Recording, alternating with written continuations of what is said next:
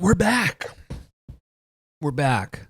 We're back with another wonderful corporate training video. An old one. An oldie but a goodie. Today we're watching an old training video for KFC, Kentucky Fried Chicken. Do you like Kentucky Fried Chicken? I don't. It's not that great, but that's okay. We're still going to watch a video about it. There's a lot of other options nowadays for fried chicken. Popeyes. We've got Churches. We've got Raising Cane's if you're more of a tendies kind of person. I love the tendies. Why go to Kentucky Fried Chicken? I don't see a reason. We're still going to watch a video of how they trained their employees in their heyday. It used to be incredibly popular. Yeah, those big buckets of chicken, super popular. Let's watch a video. Let's see how they made their chicken. Here we go. Cooking procedure. This is the essence. So quiet. That's good chicken. Thanks. That cook.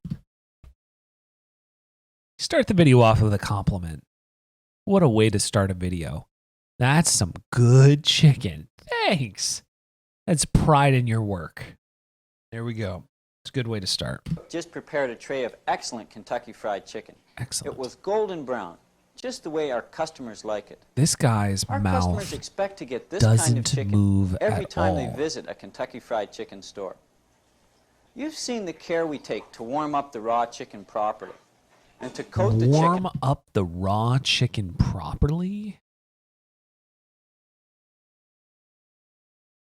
Okay. I'm going to be using this Is this guy cooker. Canadian? It's been warmed up according to procedure. According to procedure. It's one of my favorite things to say. Because if you say a specific number, if you were to say, we've warmed our oil up in the cooker to 325 degrees Fahrenheit. If you were to say that, and let's say down the line, there's some study that the government does and is like, actually, anything that's cooked below 350 degrees is not safe for consumption. You would have to then go and edit out the video. You would have to create a new video or an entirely new segment. You would have to set all of this up and have this dude, whoever this guy is, he doesn't even have a name. He doesn't have a name. He's just Kentucky Fried Chicken Man. This guy would have to get back on set and record this part again. Say according to procedure, because then they can send out some document, some one sheet, whatever. That's like the procedure. And then if it gets updated, you just send out a new piece of paper. So it's just, you always have the procedure. Little corporate trick there. This is the hook. Dude, look at that hook. Just stored up in that dirty, greasy vent. Over here is the scraper. Ooh, the scraper. Here are the cloths we'll be working with. It's good.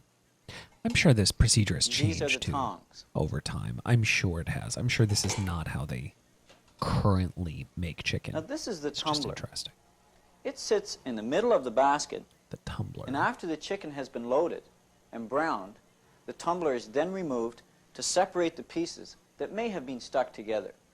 These are such low-tech, clever ways to accomplish a goal. You just have, they were like, we don't want all this shit sticking together. We don't want this big, asteroid-ass clump of fried chicken. So how do we separate them? Well, we could take, we pay minimum wage. You just take some tongs and a big glove and you just, reach in there and separate them. No. They want it. It's employee safety. They don't want to have to settle a lawsuit because it's going to cost them more to settle a lawsuit than it will to create an entire video like this and send it out to everybody. So they just have a stick, some prongs on it, and they just yank it out, and that's separates all the chicken. That's great. That's ingenuity right there. That's accomplishing a goal with low cost solutions. That's basically the gist of corporate America is to use a little bit of ingenuity to try and gain more profit. It's great. Now over here is an example of two pieces of chicken that have remained stuck together during the cooking process. See? Proper removal of the tumbler would have separated these pieces. Because these pieces were not separated, this is the result. White spots. White. As you can see, Spots. the appearance of this cooked chicken is unacceptable. We cannot sell this chicken to our customers. Standards and consistency. That's why. Now let's start the cooking process. It's cheap, and it's almost identical every single time. At least that's the goal. You know, that's why people like it. You can rely on it, right? You can rely on it to be terrible every single time. But in some cases, when it's good, it's good. Next, I will set the timer to the start to heat up the shortening. Look at that. When the proper cooking temperature of 375 degrees has been reached, the heat light will go out. Now when the heat light goes out, we want to have our breaded chicken ready to load. So I'm going to start breading the chicken now. Here we go. This is the magic. Oh, he's already breaded it. There's a very important point to keep in mind here. Never load chicken into the cooker until the heat light has gone out. Hot take. You see that cutaway? They cut away and they zoomed in right on his face like they had something very important for him to point out. They were like, don't you dare forget to put that chicken into the fryer. Because if you do, you won't have fried chicken. It's just like that. It's just like that. It's important. They had to cut in. Before I load the chicken into the cooker, I will once again reset the timer to the star. To the star. This is to prevent the machine shutting off during browning. Let's begin to load our chicken. I'm sure that's happened. I'll be shaking the excess flour from each piece before I load it into the cooker. Look at this. Look at this claw technique this guy has. He's done this before. I pick up 4 legs in each hand by the bone end firmly with my fingertips. I then lower the legs a ½ inch into the hot shortening and hold them there for 10 seconds. This is called searing. The reason we sear the legs is to prevent the meat from drying out and to give the legs a better finished appearance. I then spin the legs as I release them. Now let's load the remaining pieces. I pick up 2 pieces at a time, 1 in each hand, and shake off the excess flour. Notice how close the pieces are to the surface of the shortening before I release them. This is to reduce splashing. You'll also notice I load the basket working from the back of the cooker towards the front. Now that the chicken is browning in the cooker, I'm going to return the tray to the breading table and wash my hands. Cleanliness is next to godliness. Before I can close the lid, the chicken has to be browned to the correct color. To help us do this, we use this color guide. Okay. The color guide. This is interesting to me. This is very visual. It's interesting.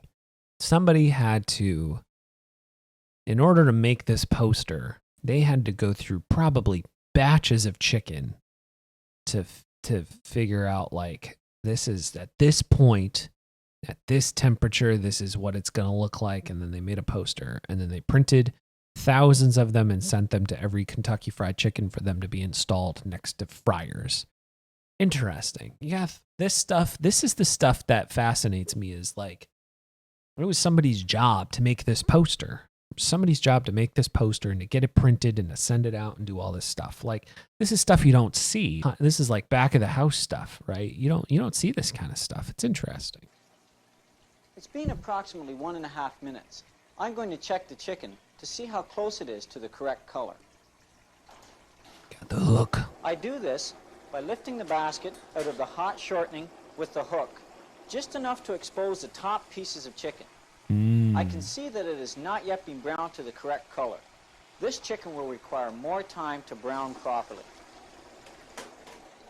Visual inspection is important because we cannot time the browning process. The browning time will vary due to the condition of the shortening, the accuracy of the cooking temperature, and the weight of the breaded chicken. Very clear. Remember, the only way to know for sure if browning has been completed is to visually inspect the chicken. So when you're learning how to cook chicken, use the color guide. Provides context. And check the chicken the variables that you're looking for. It's great. Great video. Let's take another look at the chicken. 10 out of 10. Would cook this chicken this way. This chicken is now browned to the correct color. So the browning process is now complete. Here we go, tumbler time. The next 5 steps have to be performed quickly. First, I remove the tumbler. Using a cloth, place both hands on top of the tumbler and give a hard, straight, upward tug, and then pull the tumbler straight up to completely tumble the chicken. That's got to be a dangerous, I'm certain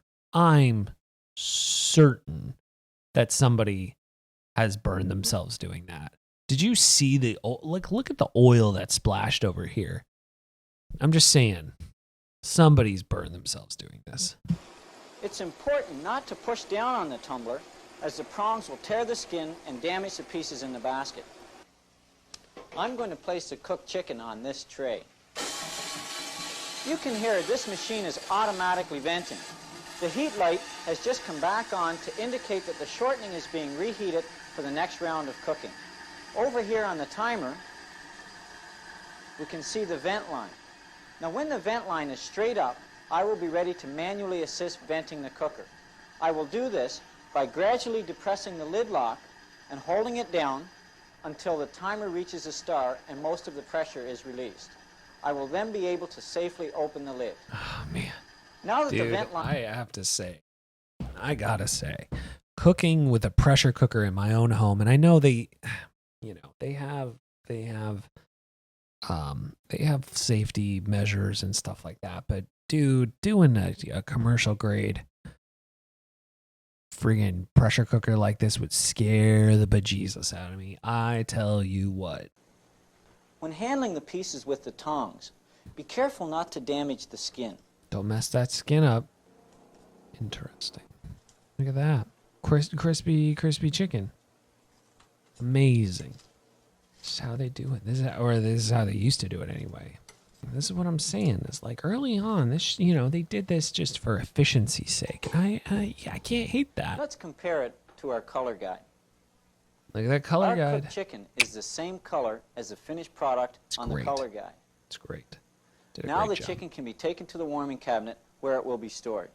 Warming cabinet. See, they're doing this because they're trying to get you the food fast. Thanks. Well, that's how you cook Kentucky Fried Chicken. There you go. Now let's take a moment to review the critical standards for the cooking procedure. Let's review them. Load the chicken after the heat light goes out at the proper cooking temperature of 375 degrees. Nice. Make sure there are no other trays on the cooking table when loading breaded chicken. Don't have the tray. I like their picture-in-picture that they got going on here. For 10 seconds. Load the chicken one piece in each hand. They didn't put the spin. How are they going to remember how to spin this? Brown the chicken to the color indicated on the color guide. Pull straight up to remove the tumbler. Pull that shit out. Not push down. Don't tear that skin. The cooking time for Kentucky Fried Chicken is 8 minutes. Remove the chicken quickly from the shortening. Wipe moisture from the lid. It's a good recap. The cooked chicken must be the same color indicated on the guide. There you go. In addition to these critical standards, I always keep the following safety points in mind when cooking chicken. Hold the pieces close to the surface of the shortening before releasing them to reduce splashing. Ensure the lid is properly closed and locked in place. Yeah, you don't want to explode. Ensure excess pressure is released before opening the lid. Maintain the proper level of shortening in the cooker to avoid possible fires. Use a dry cloth to handle the lid. That's a footnote. That's a footnote. Just make sure, just a little aside, just make sure that your shortening level is like just below the line, because this night could start a fire that could burn down the entire restaurant. But also make sure that you use a dry cloth. So. Tumbler and the cooker just basket. saying. You know, as a cook, You have one of the most important jobs in a Kentucky Fried Chicken store. Our business depends on the quality of chicken you produce. By following the procedure exactly as I have demonstrated it for you in this tape, you will produce excellent Kentucky Fried Chicken every time. Cooking by numbers. Now go ask your manager to demonstrate this procedure for you, and then you'll have an opportunity to practice it. There you go. 1985. 1985. Look at that. Folks, we did it. We learned how to make Kentucky Fried Chicken. We learned how to spin the legs. We learned that you only cook at the star. You learn that you keep the oil level below a certain amount or you'll set everything on fire. You remember to wipe off the moisture. Use a dry cloth. And you got to pull that tumbler out. You just pull it. And if you ruin the skin, fucking leave. Right? Just go. Don't ruin the skin. Nobody wants to eat. They're like, well, if something pokes in my skin, I just want to eat a fried chicken. This looks like someone poked it. Nobody wants that. Nobody wants that. Nobody wants that. They just want chicken. This is another wonderful training video. Another beautiful corporate developed training video. I love these. We're going to watch more. Of course we're going to watch more. Of course. Like, they're out there on the internet. We're going to watch them. I'm going to talk about them. This is what we're going to do. Thank you so much for watching. I'll see you in the next video where we'll explore more fascinating training videos from corporate America. Probably from like the 80s and early 90s, maybe sooner, because those are the best ones. The newer ones are like, they don't have the heart, right? Anyway, see you in the next video. Bye.